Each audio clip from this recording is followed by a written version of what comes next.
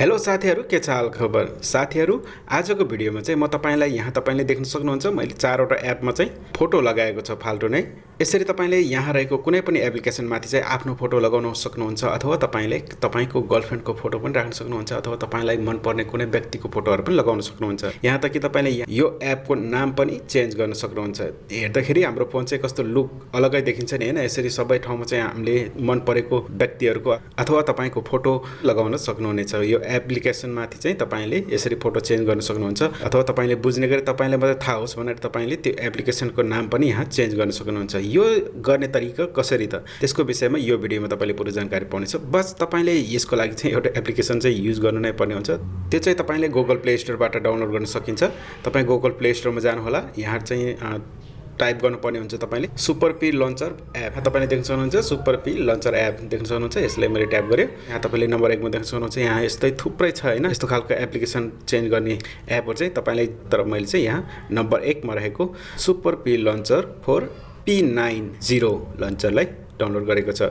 यसलाई डाउनलोड गरिसकेपछि तपाईले बस ओपन गर्नुपर्ने हुन्छ। केही सेटिङहरु आउँछ, एलाउ गर्नु होला र त्यसपछि तपाईले त्यसरी चेन्ज गर्न सकिन्छ। जस्तै यहाँ तपाईले देख्न सक्नुहुन्छ चारवटामा मैले चेन्ज गरेको छ।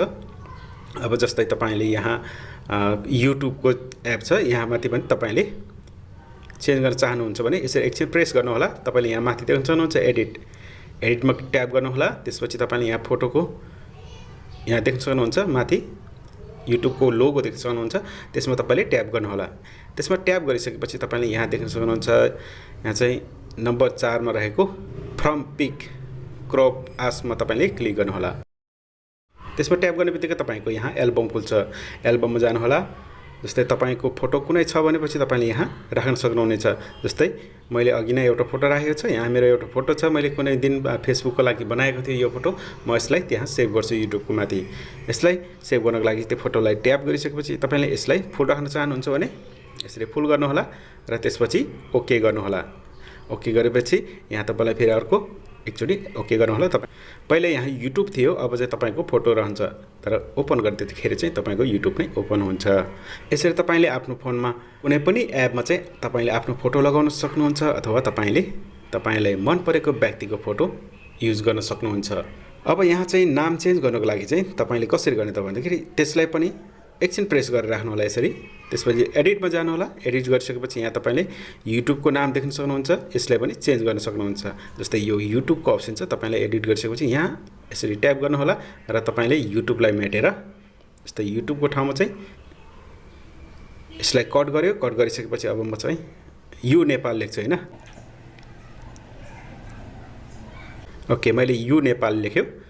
अब यहाँ ओके गर्यो। ओके गरिसकेपछि यहाँ तपाईले देख्न सक्नुहुन्छ तपाईको नाम पनि चेन्ज भयो। यहाँ युट्युबको ठाउँमा तपाईको यु नेपाल यसरी राख्न सक्नुहुन्छ। कुनै पनि एप्लिकेसनलाई तपाईले फोनमा रहेको एप्लिकेसनलाई सबैमा तपाईले चेन्ज गर्न सक्नुहुन्छ। यसरी तपाईले आफ्नो फोनलाई नयाँ लुक दिन चाहनुहुन्छ भने यो एप्लिकेसनलाई डाउनलोड गर्नुहोस्, फटाफट सेटिङ गरिहाल्नुहोस्। र यो एप्लिकेसनमा चाहिँ थुप्रै किसिमको अरु सेटिङहरु पनि छ। त्यसको विषयमा चाहिँ म पछि बनाउला भिडियो। अहिले आजको लागि चाहिँ यति नै। हस्त साथीहरु, भिडियो मन पर्यो भने लाइक गरिदिनु होला, शेयर गरिदिनु होला। सधैं खुसी रहने गर्नुस्। फेरि अर्को भिडियोमा भेटौँला। बाइ।